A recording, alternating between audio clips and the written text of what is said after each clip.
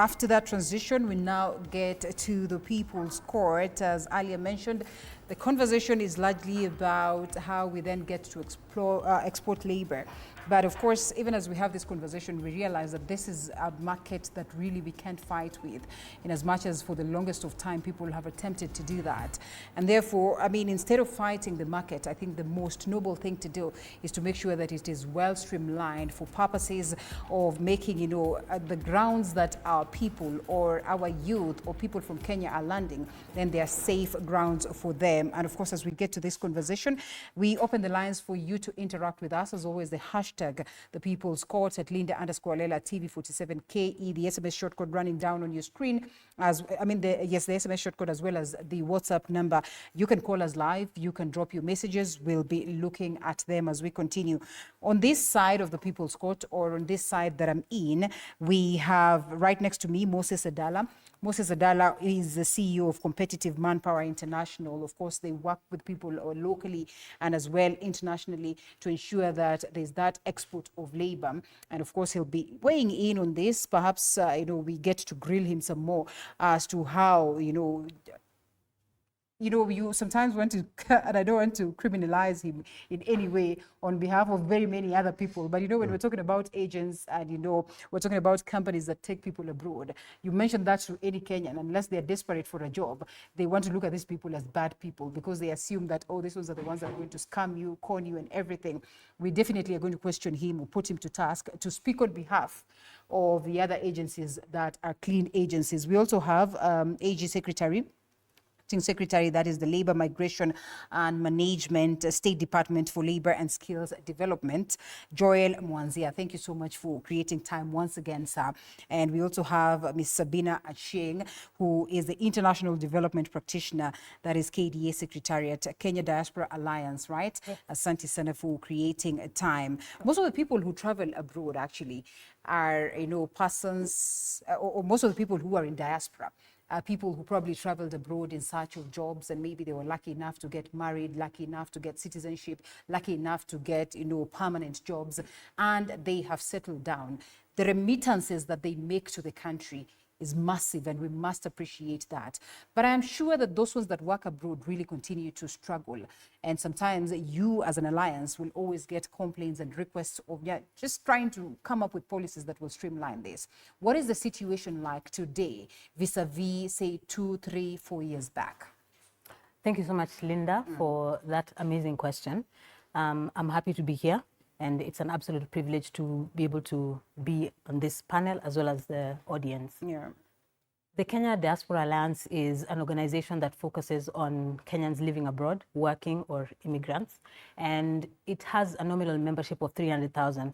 So, of course, I must mention that we're not working with the entirety of the Kenyan population outside. But what we do have is data that shows us that there are remittances that are being brought back home.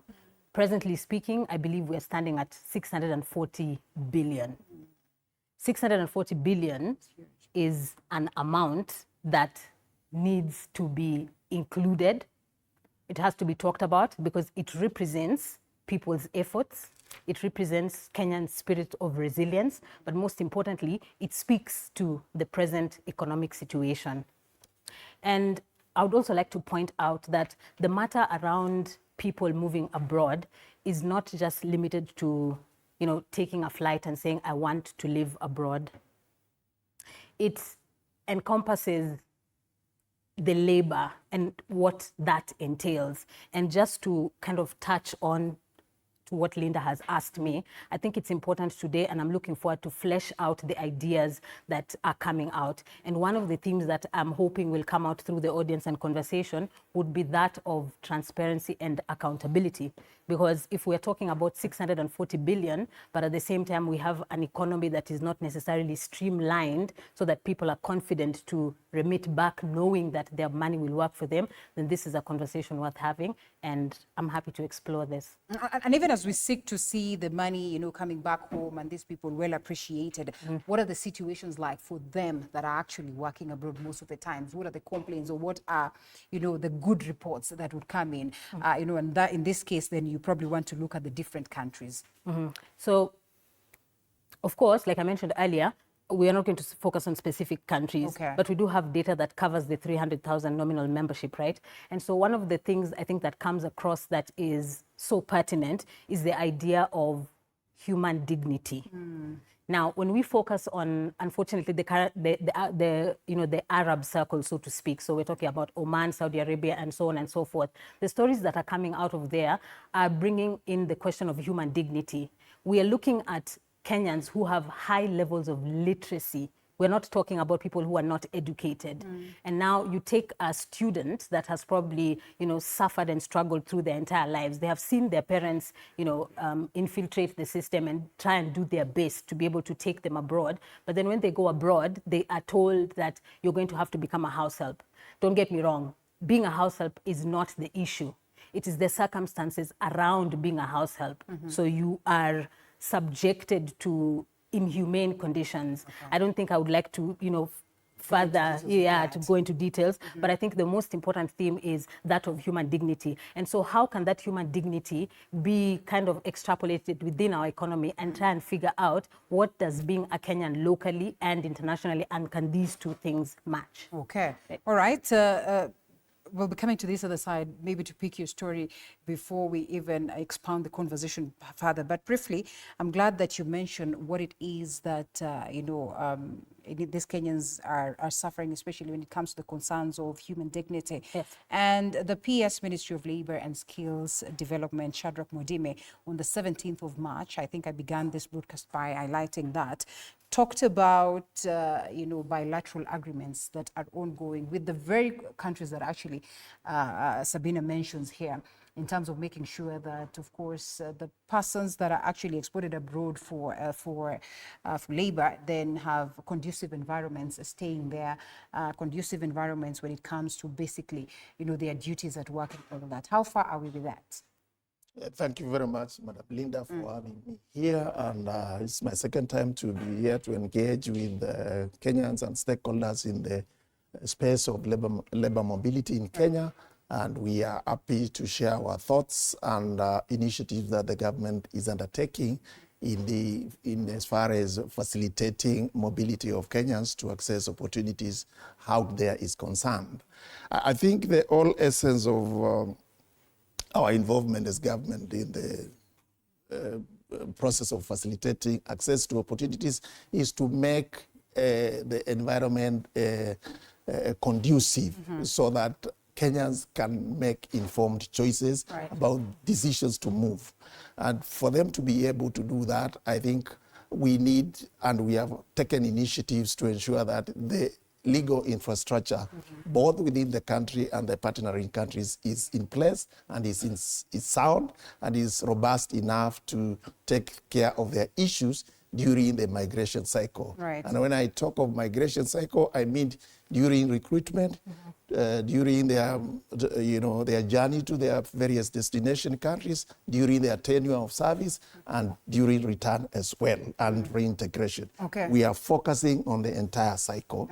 And I think we have the BLAs and the MOUs that my peers talked about in the previous interview with you are meant to secure that cycle. Okay. So that everybody who plays in that chain is well regulated and oversighted by the government, so that they don't exploit or take advantage of our migrants. Okay, yeah. Let's listen into the PS briefly and get to hear what he says, and tidbits as to this conversation, and then we come back to more. Please don't deal with agencies that tell you they will take you abroad with a tourist visa. You are going as a tourist, not as a worker. When you are going as a worker, you get a work permit. And we work very closely with our embassies of countries where these job opportunities are found. You cannot secure employment using a visitor's visa. Listen to me, those of you who tell you that you will go abroad with a visitor's visa and then after a short period of time, you will be able to convert it into a work permit is a white lie. It cannot happen. It is not possible. The process of you gaining a work permit begins here at home. And you see, government is out to ensure that you are able to access the market in a very structured and organized way. We want to know your location, mahali ambapo unafanya kazi. That is the reason why we are sending out labor attaches. These are government officers who are supposed to look into your welfare, the interests, your interests. The reason why I play that clip is for us to look at the cycle that you're talking about, the migration cycle and the synchrony that plays out, of course, right from home, going all the way abroad. There seems to be a huge problem, when we're talking about the beginning of the processes back at home. I would just want to understand the connection between now the ministry as it stands and the synchrony that lies therein in terms of making sure that the processes here are streamlined, even before we talk about talking to people abroad or perhaps having engagement with people abroad. For instance, with agencies, the biggest problem, and if you look at our topic today, we focus much on the scam that comes along with, foreign jobs. Thank you very much, Linda, for that question. I think that is very key to ensuring that the protection and welfare of our Kenyans moving abroad is secured. I think we have a process flow on how migration is supposed to be conducted. And it starts from the time a recruitment agency gets a job order or a demand letter from an employer out there wishing to get manpower from Kenya. First of all, and according to the standard operating procedures that we have in place, that job order is supposed to have been attested or authenticated by the Kenyan mission abroad or the Kenyan mission that is responsible for where that job is supposed to be done. Then after that, that job order is supposed to be now transmitted to the agency, who in turn is required to present it to or to upload it to the NEAMIS website. That is, NEAMIS is the National Employment Authority Integrated Information System.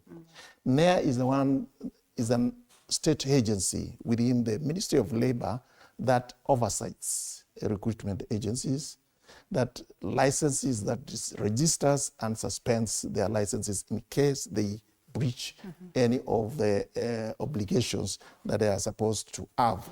So the agency, NEA, is supposed now to, again, check on the job order. And a job order, when you talk of a job order, it is a letter or a document that specifies the number of employees that that particular employer is looking for, the kind of qualifications that the employer wants, and the terms and conditions under which the respective, the workers or the individual worker is supposed now to, decide on if it decides to take up on that job order.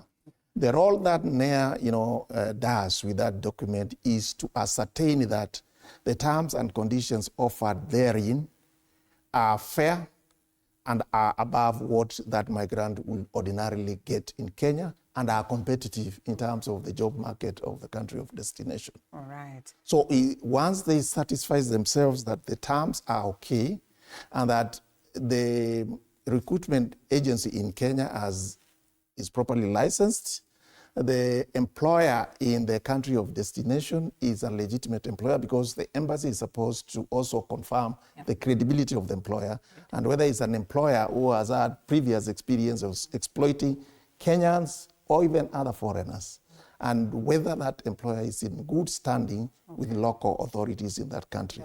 Then NEA now gives permission to the local agency to proceed with an advertisement, recruitment, and selection. Okay. Yes. I am curious just how prevalent the cases of scams are or scamming is, and perhaps just to briefly loop you in, where do you suppose lies the gap? Because I remember the first time I wanted to host Moses, and there was a lot of fear, and there still is. Most of the times you don't have the confidence of bringing agents that take people abroad, because you could actually have a conversation, a very nice conversation with them today. The next thing, you go online, oh, scam, oh, they took this money away from me. And so there's always that fear.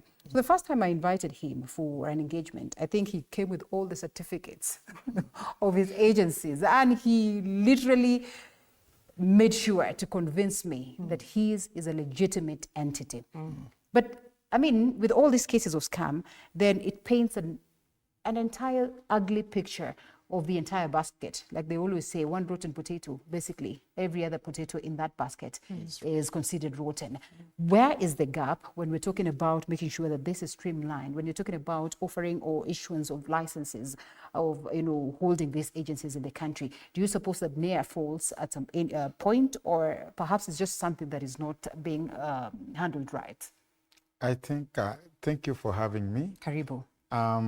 Where the gap is one, we've failed to understand the difference between an employment agents and a travel agents. Okay. That's one. All right. Two, on the side of the government, allows actually foreigners to come and recruit in Kenya, take people, maybe get somebody who is not even licensed, gets them on street, says, okay, I have job like this, help me to recruit. Okay. They recruit, they scam people. At the end of the day, all the blame games goes to Agencies. the agents. Okay. But the registered agencies, we are guided by NEA. Anything you do, any mistake you do, you are scrapped off. Okay. You are punished. Actually, when you look at the NEA portal right now, we are around 1,200 Registered agencies. Yes, but those with active licenses, we are about 500. We are about all the 700 plus. They did one mistake or the other, Okay. Or some are in the process of renewing, so they cannot operate. You cannot operate when you are not properly licensed. But the scammers are all over. Okay. And I think I'm happy that we have also the government with us here. Okay. I think the issue of visit visas, those are not given out by agencies, are given out by travel agencies. Two, they're also given out by foreigners. When we look at the airport, our airport is a conduit for smuggling. Okay. Whereby anybody, even you, Dela, you can hire somebody and take abroad actually. As long as you have something little at the airport, they will clear you. Okay. And when the other person reaches the other side, you will not be in the picture. They will say the agents. Okay. And you see agents are seen as people who are really crooked, but it's not the case. It's not the case. And of course, we'll be coming back to you, Senior, to tell us why is it that we continue to have these gaps not sealed? Why is it that we continue to see all these scam cases going on in the country? I mean, if we have, institutions that are mandated to make sure that, of course, there is a tight way of operation, in the country. But before then, let's get to hear by Kenneth. By Kenneth is an MCA aspirant of Ganga Ward. And of course, he gets to share his experience. Have you experienced fraud, or perhaps yours was a smooth ride? Maybe we begin your story pretty much brief. Thank you. You can stand up. Do we want it? All right, please. Tafadhali. Simama kidogo.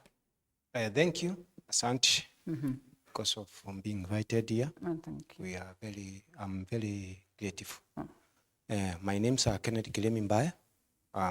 I was an aspirant 2022 in Ganga Ward, Tharaka Nithi County. Bado utaendelea ama 2027? I won't be there still. All right, all the best. Tapambana. Good.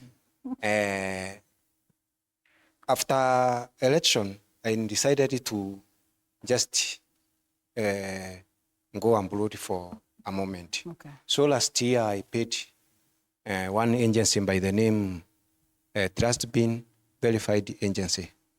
Okay. They required to go to Europe. They required about 350,000, but you pay a down payment of 250,000 and above. And you can confirm that you did make the payment? Yes, I have the receipts. You have documentation, receipts, and all that. So when I paid, I paid around 240,000, and my friend paid 200,000. We were for visa. Okay. Around Westlands. There is a contracted company by a Belgium company, because we are supposed to go to Luxembourg. Okay. So they give us they give us the date to go there. All right. We went, but we went on a visit visa instead of work visa. That was the application they made. Basically, also what the PS was talking about. Yeah. So after going there, after 2 weeks, our visa we were not approved. Okay. And we were denied visa on 2 grounds. One, Let's have the mic up. they said that our documents were not legal. Okay. And the second one, that they saw the probability of us not coming back Okay. after our After visit, landing, all right. or landing. So we went back to the office. That is the agency. trusting being. Okay. So we required to be given back our money, but she started Taking you round. taking us around, that we needed a letter from the MD and so on and so forth. So we decided to report her on, that is February, Okay. just early February. We decided to report her to Central Police Station, but we never got any help. So we decided to come back to DCI, where we were referred to regional headquarters. Okay. There they took our statements and what have you. By 14th of last month, that is, they had taken everything. So we were pushing for them to go and arrest the director of the agency. Okay. But it has never took happened. place. Okay. So last week is the only when she took another group to Mauritius. So they decided... Successfully. Not successfully. They went on a visa, but they were going, It was tourists. tourist visa. Okay. Instead of, so they were denied entry. So they stayed for 6 hours, Okay. and then they came back. So they set a trap so that the director can come back. So they decided, like, there was someone who wanted it to go and blood, and he had 400,000. Okay. So the director came to the office so that she can collect that money. All right. That is where they trapped her and they did a public arrest, took her to Central Police Station. Okay. And from there, this media, Yes. they were very good on that, so that everybody saw that, and then we came together Right. to see how we can claim back our money. What are the chances of you getting back your money as of now? Let's have the mic up. There are all sorts of threats. Okay. Sometimes you get a call, don't bother following On that that? amount of money. Even those who are taking statements from us, some of them are telling us that this money will not be gotten. But we are very grateful to NEA director, Mr. Njue. He received us very well, the staff received us very well, and we hope he will assist us. Because from the judiciary, we are not very sure. Because even that very day that that lady was arrested, the next day she was sneaked to court, and then later on taken to Capitol Hill. Very early next morning, she was produced at, I think at 30 minutes to Sambiri. She was produced to court, and we were outside and we were never informed. All right. Until around 9, that is when we realized she was inside there. Okay. She was released on 5 million bail, cash bail, pending taking plea. Okay. So that's Interesting. the position. All right. Well, thank you so much. We'll be coming back to you shortly. Mulamba, you've been following up on this story. Ebu, tell us something about it, kidogo, because then this is interesting. And I mean, we'll be coming back to you to just probably understand what happens for someone to get help after they've been scammed, or your story inaishia hapo. Because, you know, no matter how good and welcoming a director can be, if your money is not, given back to you at the end of the day, hata kama ni nusu kidogo, then really there's nothing that we're doing. And these are very common cases. Mulamba, as a youth, what are some of this, what does this, tell you Does it send chills down your spine? Because then we also understand just how we have problems with employment in the country, and that perhaps many of us would at one point wish to travel abroad, to seek greener pastures. Today, well, as is my custom, I almost always meet young people trying to secure jobs. Let's have the mic up. Trying to secure jobs abroad from the recruitment agencies. Some which I know are not accredited or licensed. I try my best to warn them, but in their desperation, they choose not to listen. Right. So we have a problem here. This is not the first scam, and it is not the last. This is not the first time Kenyans are being scammed, and it will not be the last time. The pressure from family and the pressure from ourselves as young people to try and provide for ourselves and our families is pushing people to the last resort. Correct.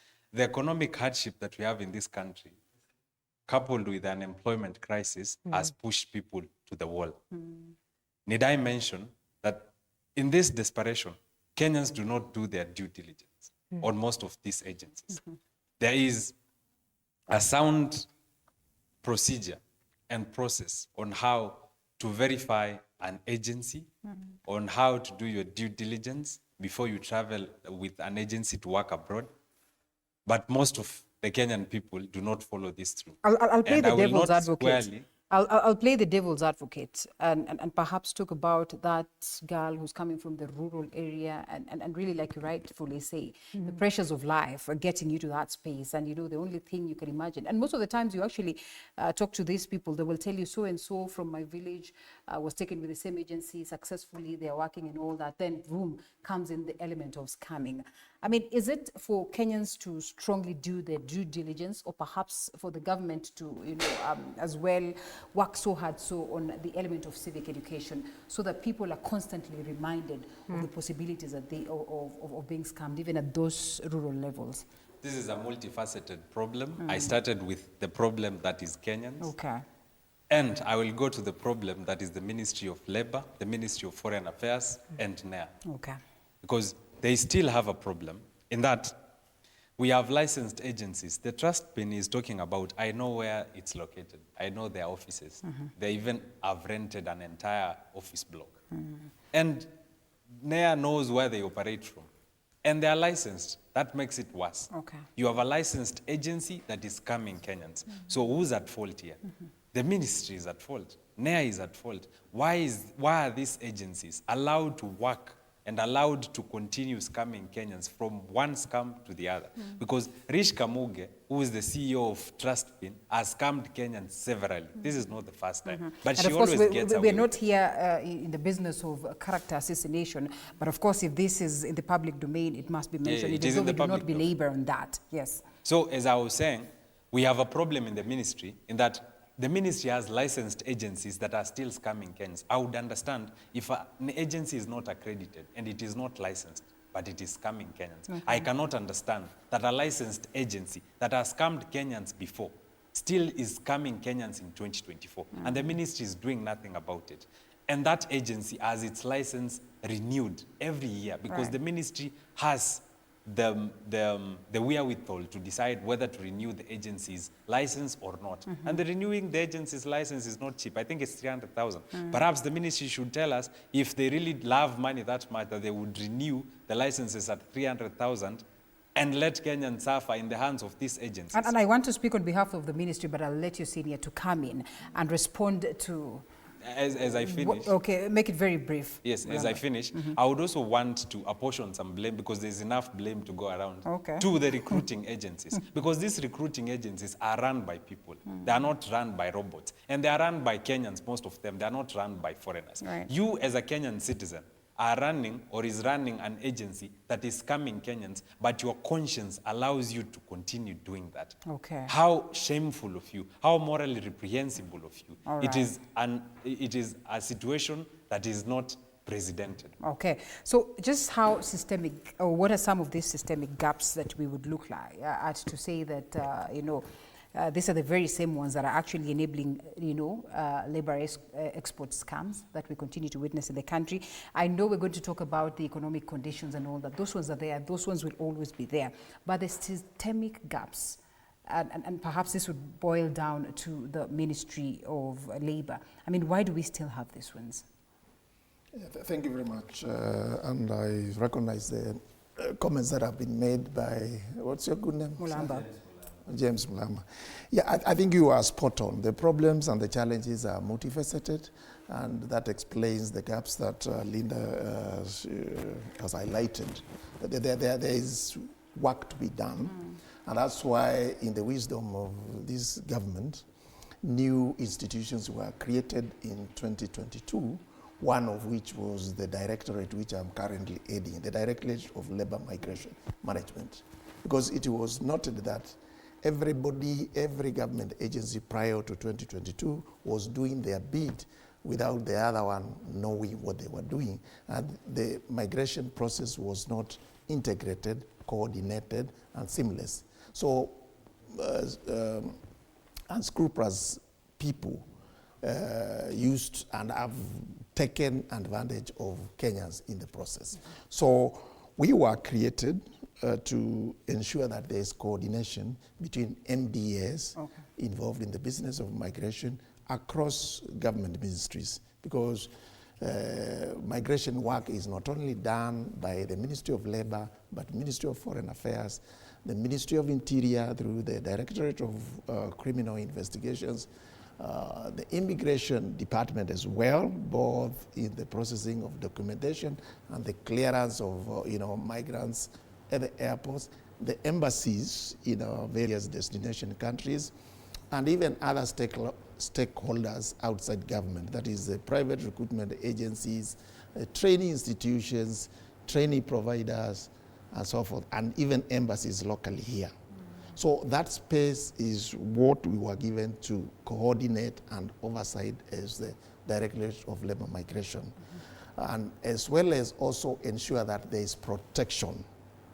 And we ensure protection through agencies or units that we have created since our establishment, one of which is the One-Stop Shop Center, which is a unit that has officers from all the agencies within government who have a role in migration management and migration coordination.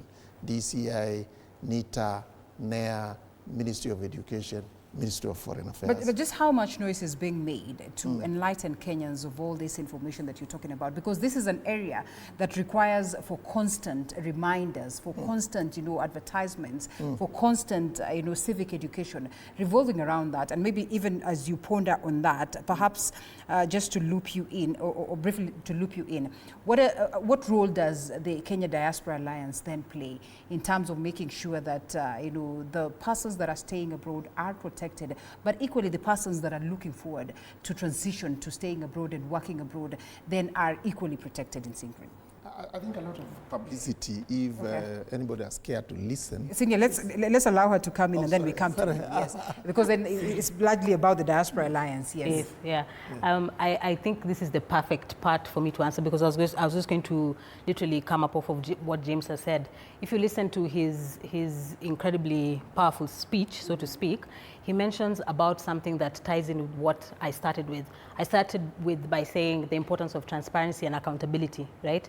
And so the role of the diaspora here is we have to look at it within the context of them being observers into the economy. Like I mentioned, they are the investors, so to speak, with the 640 billion, right? So they're aware constantly through the media and also through observation as well as participation, whether intensely or through the visuals. And they can be able to understand that there's something wrong in the economy where a particular group of people can come together and decide that despite the glaring gaps in poverty, youth unemployment, as well as all the vices that are attached to that, there are people that are seeking to continue taking advantage of that. As observers, the interpretation from their side is this is probably a societal problem in terms of our lack of ability to take responsibility and accountability, not just as a citizen, but most importantly, as an individual. So you're not just a Kenyan because you're running a business. You're running a business, yes, but you're also contributing to that economy, which means you have some form of social contract between these two. And so the remittances become it's an interesting melting pot, because if you look at the numbers, there's been a steady increase of remittances over the years, which means that the willingness of Kenyans to continue bringing back the money home has not stopped. Okay. But they do consistently focus on the aspect of how does my money work for me, and what does that mean for my people back home? And that is where the government and the people have to come in together and collaboratively seek solutions that seek to push this country forward. Because again, resources are not the problem, accountability is. Is the problem. And of course, I think that as well answers this critical question of what then migrants help economies of both, those ones that are sending and receiving countries, right, and how they get to actually help in this, which is very critical. Senior, before I come back to you, we just get to understand what are some of the things that Kenyans can look out for to know that, this can be a scam, this cannot be a scam. I think Mr. Director or Mr. Producer, if we can have that link up that basically is under the State of Department for Labor. Do we have it? All right, we'll be having it projected so that we can look at some of, the rules that have been accorded by the ministry, that is as to what Kenyans need to look out for, but how many people get to visit this site. But when you are engaging an agency, what are some of the signs that you look out for that will help you, on the onset, know that this is a legit agency, this is not a legit agency? Because unaona huyu ni mheshimiwa mzima tu anaskamiwa. How much more for, watu wa kawaida? Yeah. Actually, I'm so sorry about how he was scammed, and also I'm sorry to say that the agency which scammed you is both a travel agency and a recruitment agency. That falls also under the Ministry of Labor, which licensed. Because I can give an example. I run an agency in Uganda, I run an agency in Tanzania, and I run an agency in Kenya. We have rules which you cannot come up and say, okay, I'll do both. I'll be a recruitment agency and I'll be a travel agency. They cannot allow that.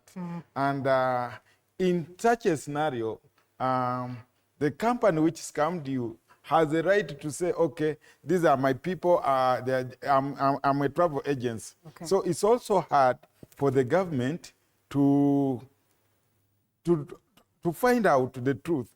Is this person going as a tourist or is a recruitment agency? That's where the problem is. So you have to be very clear on the onset. Yes, from onset. Whenever you get a company telling you that, okay, I'm recruiting you and I'm giving you a visiting visa, be worried of that.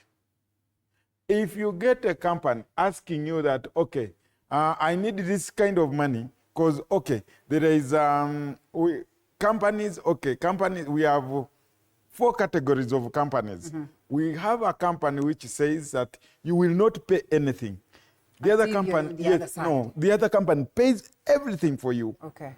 We have a company which gives you a contract, and in the contract states that I'll take the people, but I will not give you commission. Then the agent has to get some little amount of money as commission. The third one is a company which gives just a visa, will give you an employment visa, but will not provide their ticket and will not provide anything. And that means that it's you, the candidate, who bear all the costs. But how do you bear the costs? There are steps to follow. One, they will get you a visa, you pay a certain amount.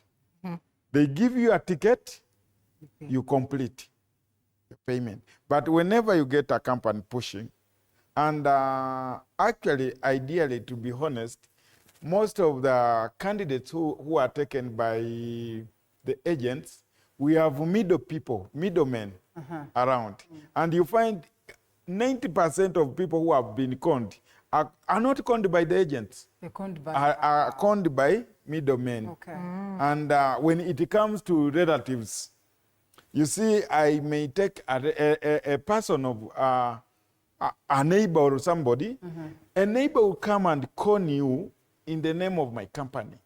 And when it comes to conmanship, they will say, I've conned, but it's not me who has conned. It's the neighbor. Then we also have drug addicts. We have families which says, okay, me, I want my son to go. That's what I only want to hear. Yeah. Then he will entice you with money. Okay. And in the process, you don't have a job. When this person is tested for medical test, can't pass because he is totally sick. And the money is out. The money has already gone. Okay. Those are the challenges that we really face. It's not a one-way thing that the agent, but when you look at the way people are conned, is so much a history. Okay. When you need to find out how was this person conned, you may find that it's not even the agent who conned. Okay. But there are so many people in between. And of course, I'm glad that you bring us to that level or that perspective. But equally, I think we will go by what it is that the Ministry of Health speaks about when it comes to, just the things to look out for. And I think that we'll be looking at, after the break. But briefly on this other side, tuambieni stories zenyu, is there anyone who's excited about probably going abroad for work? I mean, I have personally been in that space. So sitajifanya ati sijui nini ama nini ama nini. I don't even think whether my money was ever given back. But equally it was pressure. Yeah, family. Sasa imefika sasa uko ready, and sometimes actually it's even ready. Then you're asking yourself, is this really what you want? Then you take a back, and when you're taking it back, nobody's going to give you back your money, so you forget about that. So, ladies and gentlemen, is there anyone who's felt like maybe they have had the pressure? Oh, right behind there, uko na mic. Quickly, yes, and maybe weigh in on the conversation. Okay, ladies and gentlemen. Iko sawa, I think. So. Good evening, ladies and gentlemen. Good evening. Thank you so much, Linda, for this opportunity once again. Thank you. My name is Wanjala Silas. I'm a medical doctor intern in waiting. Okay. And I'm also a mentor. I mentor high school students. Nice. So, for me, this conversation inspires, sanctimonious, and sacramental. And I'm overjoyed to be here. So, while I was a medical student last year, I was really eager to go to the US, or rather the UK. There's this thing, USMLE, where every medical student has a dream to go to abroad so that they can do their residency there, so that they can go to the greener pastures. Okay. But I really want to know where we can draw the line between these, because in Kenyans it seems we are fond of funding our desperation. Tunaambiwa in Swahili, wahenga na wahenguzi, that sikio la kufa halisikii dawa. Really? And definitely, if I have seen someone being scammed, I will not believe. I want to test. I just want to put my hand there so that I get the lesson, so that I get to know, is this really true or not? But definitely you've come to see that the good book says you shall know the truth, and the truth shall set you free. And definitely you have come to be told the truth tonight, of which I'm very much interested to know more and more. And in medicine is something called, when you say pathognomonic, it means something that you can spot on, see, and say that this is a scam. Okay. I would like to identify or the experts to tell us what is the pathognomonic sign of a scam, of which we Kenyans, or my mother back in the village, in Huruma village in Kitale, Trans Nzoia, can see, or my friend called Oscar there in the village can see and say that I can identify a scam by a spot or by a pathognomony that I have noticed. And I think that's basically what I asked. What are some of the things to look out for? Madam HR, I read what is on our screens and I see work permit. So largely it's about work. But, like the CEO speaks about, some of the things that actually would push people to go abroad. Sometimes you don't even bother whether you are a professional. As long as umeambiwa uko mrefu, wanataka mabouncer, wanataka nini, we actually do not get to think about, of course, our capabilities to actually go and work and deliver. What are some of the HR perspectives that you suppose could be incorporated into these processes so that even when we really lead people out to the market, wasiambiwa wanaenda huko kutrainiwa, at least mtu anatoka hapa kama ako fully baked, and then they are certain that they are going there as professionals. Because also this element of going somewhere when you're not a professional is what actually gets you saying, okay, let me take what it is that is there, because then after all, sijasomea, sijafanyia anything and all that. I am not a professional in that angle. But allow us to take a quick short break and then we come back, respond to that briefly. Okay.